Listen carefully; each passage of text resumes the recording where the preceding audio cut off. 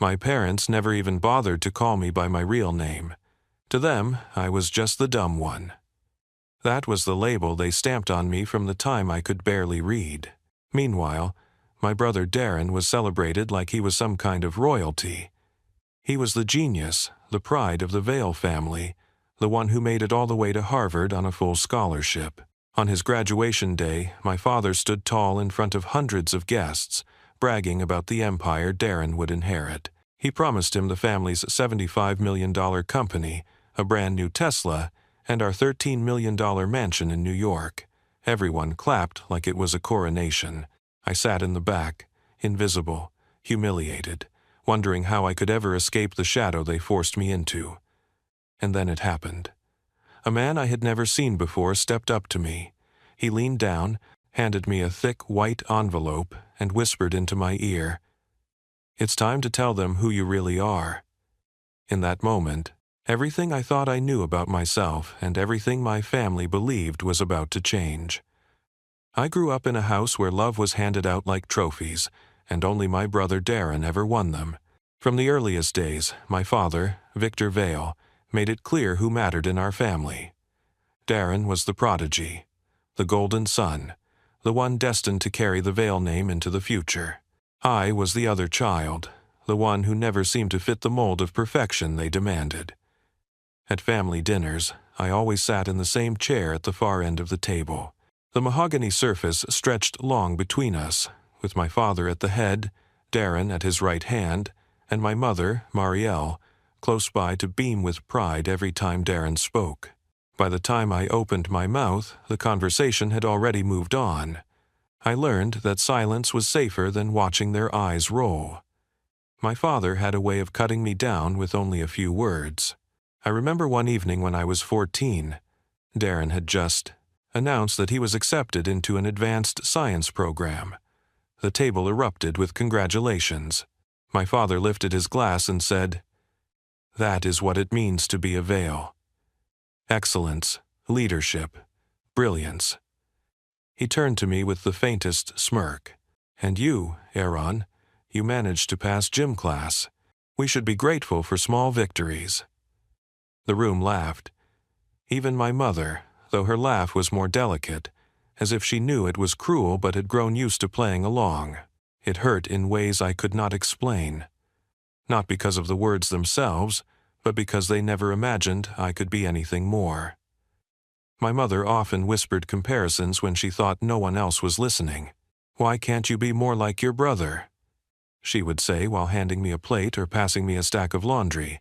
Her tone was calm, almost casual, but each remark settled into me like a stone sinking deeper into water. Darren thrived in this environment. He played the role of the perfect son with ease. Tall, sharp-featured, and confident, he carried himself like he already owned the world. He knew he was the favorite and enjoyed reminding me of it. When I was 16, I worked a part-time job at a local diner to save for my own things. One night, as I left for work, Darren smirked at me from the living room couch where he sat surrounded by our parents' praise. "Don't forget to clean the grease off your hands before you touch the door. We wouldn't want the neighbors to think the Vale family has a servant." My parents laughed as if it was witty, while I walked out the door pretending it didn't matter.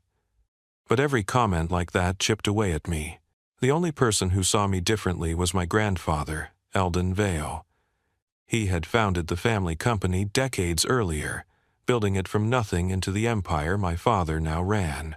Eldon was quieter, gentler, a man who believed in people more than profits. Whenever I visited him, he never asked about grades or achievements. He asked about my thoughts, my dreams, and what made me happy. One afternoon, while we sat on his porch, he leaned closer and said, "Aaron, never mistake their blindness for truth. You have something Darren does not. One day, when the moment comes, you will know it. Do not let them convince you otherwise."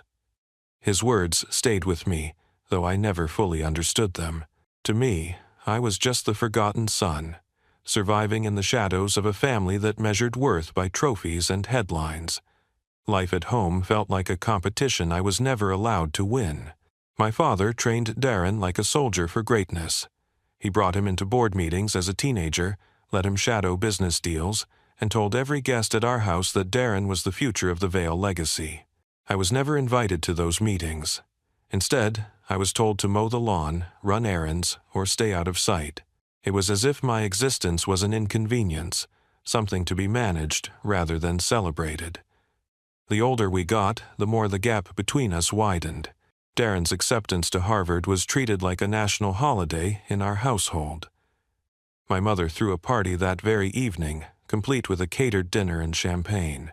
Strangers congratulated me, assuming I must be proud.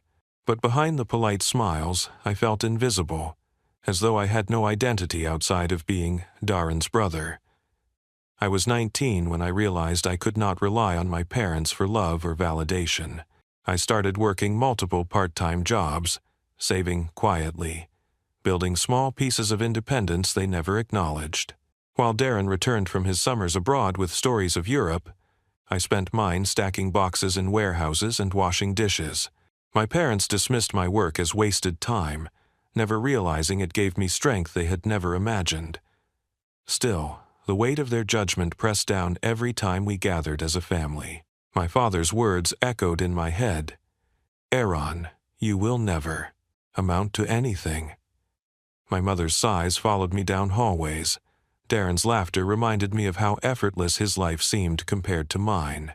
By the time his graduation approached, I had already braced myself for the humiliation I knew was coming. It was never a question of if they would favor him again, but how public and painful they would make it. I prepared myself to sit in silence, to swallow my pride while they celebrated Darren as the crown jewel of the Vale family.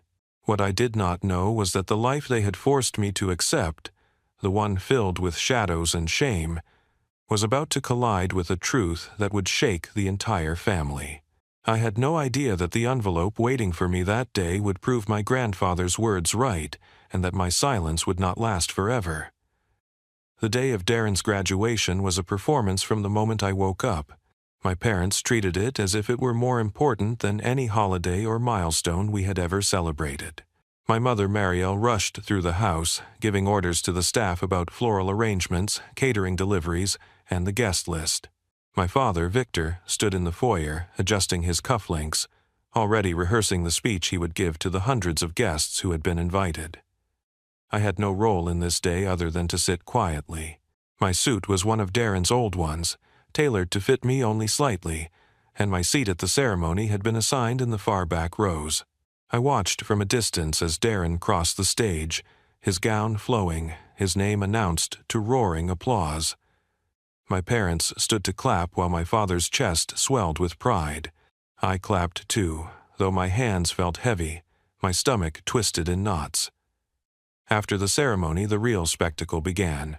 Our family hosted a grand reception in a New York ballroom, lit with chandeliers and filled with polished wood floors that reflected the glow of golden lights. Valets lined the entrance where luxury cars pulled in one after another. Guests from the business world, politicians, and family friends arrived dressed in tuxedos and gowns. They all came not just to celebrate Darren's graduation, but to witness the official announcement of his inheritance. I tried to stay invisible. I stood near the back wall, half hidden behind tall vases of white lilies. My presence felt like an afterthought, a courtesy at best. People who brushed past me barely nodded. Some whispered, "That must be the other son," as if I were a footnote to the story they were really here to see. Then came the moment I had been dreading. My father climbed to the stage with a microphone in his hand, his voice booming across the room. "Ladies and gentlemen, thank you for joining us tonight to honor my brilliant son, Darren Vale." The crowd erupted in applause, and Darren, standing near the front, grinned with a confidence that had been fed to him his entire life. Victor continued, his tone growing more grand with every word. "As many of you know, the Vale family has built more than just a company. We have built a legacy.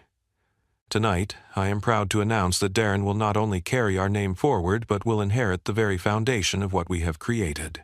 The company valued at $75 million, the new Tesla Model X parked outside, and the $13 million mansion in New York will all belong to him. He is the future of our family, and I could not be prouder." The room erupted again. Glasses clinked, cheers filled the air, and the sound of celebration surrounded me. I stayed in my chair at the back, my heart sinking lower with every cheer.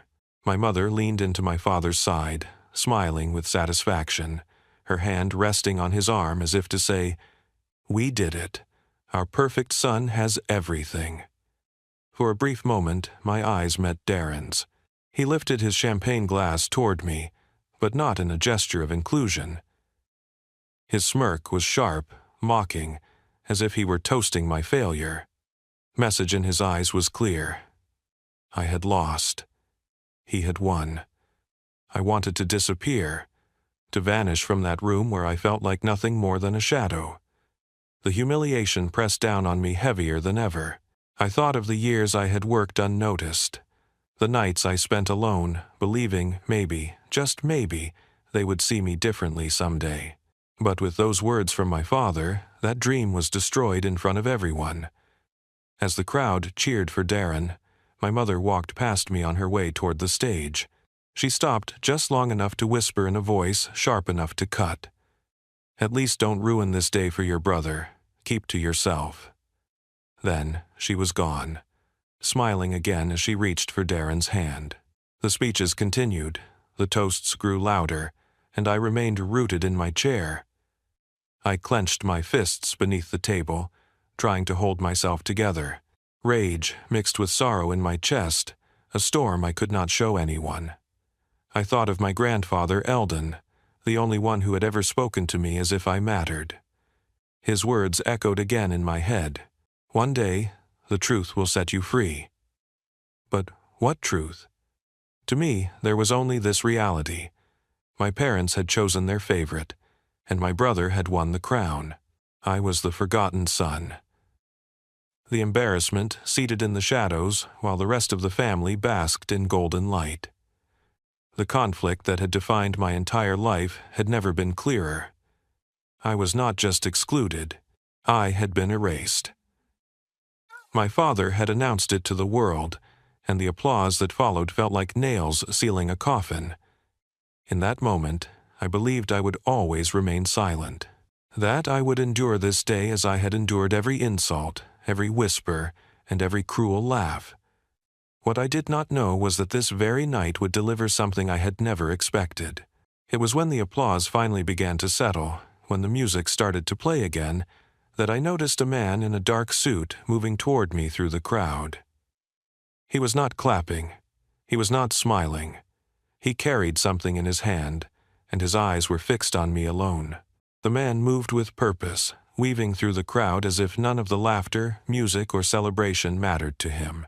His gaze locked on me, steady and unflinching, and I felt the air shift before he even reached my table. He was tall, with sharp features and an expression that revealed nothing. When he stopped beside me, he bent slightly, slid a thick white envelope onto the table, and whispered into my ear with a voice low and deliberate, "It's time to tell them who you really are." Before I could respond, he straightened his jacket, gave the smallest nod, and walked away, disappearing back into the crowd as quickly as he had appeared. I sat frozen, staring at the envelope resting against the polished wood. My fingers trembled as they hovered above it. For years I had been dismissed, mocked, and silenced, but never had anyone suggested there was more to me than what my family had declared. I pressed the envelope against my lap, shielding it from view. My heart pounded so hard I thought it would burst through my chest. I considered leaving right then, slipping out before anyone noticed, but the man's words repeated in my head. Who I really am. What could that possibly mean? The speeches on stage continued. Darren was now standing with my father, smiling broadly while guests congratulated them both. Their voices blurred together as my attention narrowed on the sealed envelope.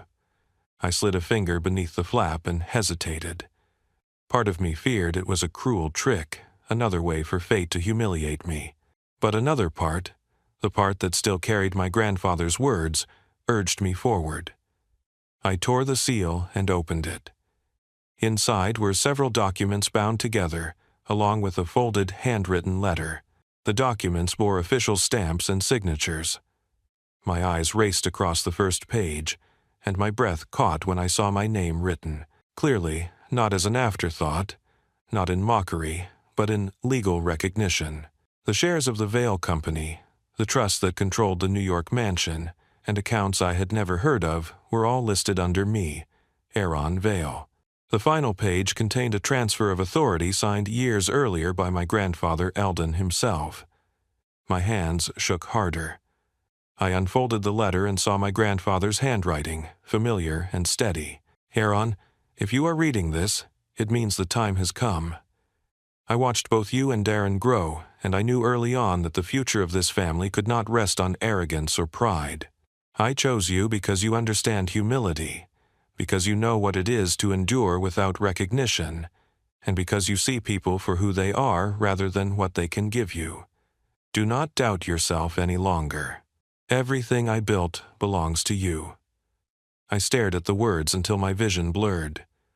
My grandfather had chosen me. Not Darren, not my father, not the version of perfection my family worshipped. Me. For years I had believed their cruelty defined my worth. But here was proof that the man who started it all had seen me differently. My chest tightened with a mix of disbelief and defiance. I wanted to leap up and shout the truth, but fear held me in place. My father stood at the front of the room, his voice full of authority, his reputation glowing brighter than the chandeliers above him. If I interrupted him, if I dared to challenge his announcement, the backlash could be crushing. The Vale family name was power, and Victor Vale had spent a lifetime protecting it with intimidation and control. But then I thought of every moment that had led me here. My father's smirk when he called me useless, my mother's whispers that I was nothing compared to Darren, my brother's cruel jokes disguised as wit, the years of silence I had endured, hoping for the smallest scrap of approval. For too long I had let them decide who I was. The envelope in my hands was more than paper. It was freedom. I closed the folder and tucked it inside my jacket, pressing it firmly against my chest. The decision crystallized within me. I would not stay silent. Not this time. I would not let my father's voice drown mine out any longer. The music softened as another toast began. Glasses raised in Darren's honor, cheers echoing through the room. I rose slowly from my seat, my legs unsteady but my resolve solid. For the first time in my life, I felt taller than the weight of their judgment. As I made my way toward the stage, a few heads turned, curious. My father noticed me approaching and frowned, clearly displeased at the interruption. Darren smirked, assuming I was there to congratulate him publicly, to play my usual role of silent shadow. My mother shook her head subtly, her eyes sharp with warning, but my grandfather's words rang in my mind. One day, the truth will set you free. This was that day. I climbed the steps to the stage, my pulse racing, my hands clenched at my sides. Victor leaned toward the microphone, attempting to usher me away with a forced smile. "Aaron, this is not your moment," he muttered under his breath. But I stood my ground. My voice, though trembling at first, grew stronger with every word. "Actually, Father, this moment belongs to me." The room fell into silence. Guests froze mid-toast, glasses suspended in the air. Darren's grin faltered. My father's eyes narrowed with fury, and I reached into my jacket, gripping the envelope that carried the truth my family had never wanted to see. The silence in the room was heavier than any sound. Hundreds of eyes locked on me as I stood at the edge of the stage, holding the envelope against my chest. My father's jaw tightened as he stepped closer, his voice low but sharp. "Aaron, step down. You're embarrassing yourself." For years I had obeyed commands like that without question. For years I had shrunk back into the shadows when told I did not belong. But not this time. My hand trembled as I pulled the papers from inside my jacket and held them high enough for everyone to see. "I'm not the one embarrassing myself," I said, my voice carrying farther than I thought possible. "You are." Gasps rippled through the crowd. Darren laughed nervously, raising his glass again. "What are you doing? Sit down before you make a fool of yourself." I opened the envelope and unfolded the documents. The Vale Company's seal shimmered under the ballroom lights. "These are signed transfer agreements from Eldon Vale," I said, my voice steadying. "He chose me, not you, Darren. He chose me, not you, Father. The company, the mansion, the accounts, all of it was placed in my name years ago." The room erupted into a mixture of whispers and stunned silence. Some guests leaned forward, craning their necks to see. Others exchanged glances, unsure whether to believe me. Victor lunged toward me, his face flushed with rage. "This is ridiculous. That old man must have been confused. He didn't know what he was doing when he signed those." But before he could rip the papers from my hand, a firm voice cut through the chaos. I knew exactly what I was doing. The crowd turned as my grandfather, Eldon Vale, slowly rose from a chair near the front. His cane tapped against the polished floor with each step he took toward the stage. Though his body had aged, his presence commanded more authority than anyone in the room. When he reached me, he placed a steady hand on my shoulder. I gave these papers to a man I trusted to deliver them when the time was right. That time is now. I chose Aaron because I watched both of my grandsons grow. Darren, you have brilliance, but brilliance without humility becomes arrogance. Victor, you built wealth, but you lost compassion. Aaron has endured neglect and cruelty, yet he has not hardened his heart. He will lead because he knows the value of every person, not just the powerful." The room erupted again, this time with louder gasps and murmurs. Darren's face turned pale as the smirk drained away. "Grandfather, you can't be serious," he stammered. "I've done everything to make you proud. I've achieved more than Aaron ever could." Eldon looked at him with sadness, not anger. "You achieved for yourself, Darren, not for others. That is not leadership. That is vanity." Victor turned on his father, his voice rising with desperation. "You would give everything to the boy who failed? To the one who never lived up to the Vale name?" Eldon's reply cut through him like steel. "I am giving everything to the man who redefines what the Vale name means." The crowd fell completely silent. The chandeliers seemed to flicker with the weight of the words. For the first time in my life, I felt the power of being seen, truly seen, not as a disappointment but as the rightful heir to something greater than wealth. I turned toward the audience, my hands no longer shaking. All my life I was told I was nothing, that I was worthless, that I would never measure up. Tonight, you've heard my father declare it again, but you also see the truth in my hands. My grandfather believed in me when no one else did. I won't waste what he entrusted me with. I will honor this family's legacy in a way that builds people, not just profits." Guests began clapping, hesitantly at first, then stronger. The sound spread through the room until it drowned out the silence that had suffocated me for years. My father's face burned red with fury, but he had no words left. My mother's lips trembled, her perfect smile gone. Darren stood frozen, his glass still raised as if time had abandoned him. The stranger who had delivered the envelope appeared again at the back of the room, watching quietly, then gave me a single nod before stepping away. Whoever he was, he had been the bridge between my grandfather's promise and this moment of truth. I felt a rush of clarity.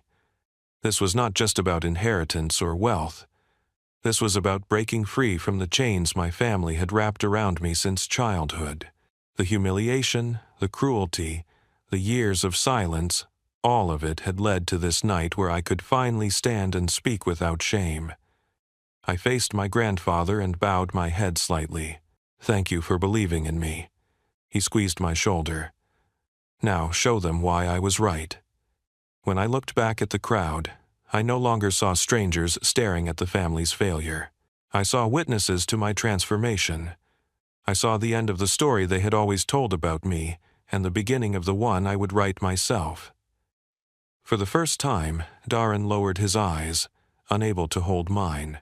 The smirk was gone, replaced by something he had never felt toward me before: fear. And in that ballroom, under the glare of the chandeliers, I realized the truth.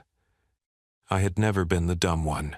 I had only been waiting for the right moment to show them who I really was. The applause faded into murmurs as the weight of what had just happened settled over the ballroom. My father's hands clenched at his sides, his voice low and bitter. "This is not the end. You have no idea what you're getting into, Iran." He turned sharply and stormed out, his polished shoes striking the floor like gunshots. My mother followed, her eyes avoiding mine, her face pale beneath the layers of makeup. She had spent her entire life building the image of a perfect family, and in one night it had shattered in front of everyone she sought to impress. Darren stayed rooted where he stood, shoulders stiff, fists trembling around the stem of his glass. He looked at me with a mixture of disbelief and rage, as if I had stolen something he had already claimed as his birthright. "You don't deserve this," he hissed. "You're nothing compared to me." I met his eyes without flinching. For the first time, I did not shrink beneath his words. "Maybe I'm not what you think I should be, but I am what grandfather believes I can be. That's more than enough." The look on his face told me the truth he could not admit. He was afraid. Afraid because the foundation of his superiority had just crumbled. My grandfather stood taller than I had seen him in years. He leaned on his cane, but his voice carried strength. "This family will change starting tonight. The company is in good hands, and for once, those hands belong to someone who knows the cost of being overlooked. Aaron, the burden is yours now, but it is also your gift." Those words sank into me with a weight that was both terrifying and liberating. I knew the path ahead would not be easy. Running a company worth millions was more responsibility than I had ever imagined. But for the first time, I believed I could rise to the challenge. Not because I wanted to prove my father wrong or humiliate my brother, but because I wanted to honor the faith my grandfather had placed in me. The guests slowly began to applaud again. This time, not for Darren or Victor, but for me. The sound filled the room like a tide washing away years of silence. My chest lifted as I stood taller, no longer hiding in the shadows of my family. Later that night, when the crowd had thinned and the chandeliers dimmed, I stepped outside into the cool New York air. The city lights stretched across the skyline, glowing against the dark. For years, I had looked at those lights as symbols of a world that belonged to everyone but me. Now, they felt different. They felt like a promise of something I had finally earned. I thought of the boy I had been, sitting at the end of the table, mocked and dismissed. I thought of the countless nights I believed their words, believing I truly was nothing. And I thought of the man I was becoming, standing here with the truth in my hands, free at last from the cage they had built around me. The lesson was clear. Being underestimated does not define your worth. Sometimes the cruelest judgments prepare you to lead with strength no one expects. The labels others place on you do not determine your future. What matters is the truth you carry within yourself and the courage to stand when the moment arrives. My grandfather joined me outside, resting his hand on my shoulder. "You see now, don't you?" he asked softly. "Yes," I answered. "I see it clearly." He smiled, his eyes reflecting the city lights. "Then carry it well. The future is yours." I breathed in deeply, letting the night air fill my lungs. The fear, the shame, the years of being invisible, they no longer held me. I was not the dumb one. I was the heir, chosen not because of perfection, but because of resilience, because of heart, because of the strength forged in silence. And to those watching, listening to my story, I have something to say. If you've ever been called less, if you've ever been mocked or pushed aside, remember this moment. Your worth is not defined by the voices that try to bury you. Your time will come, and when it does, the truth will speak louder than any insult ever could. Thank you for listening to my story. If it moved you, share this video with someone who needs to hear it. Comment below and tell me what part resonated most with you. And if you want to hear more stories like this, subscribe to the channel. Together, we'll keep uncovering the truths that change everything.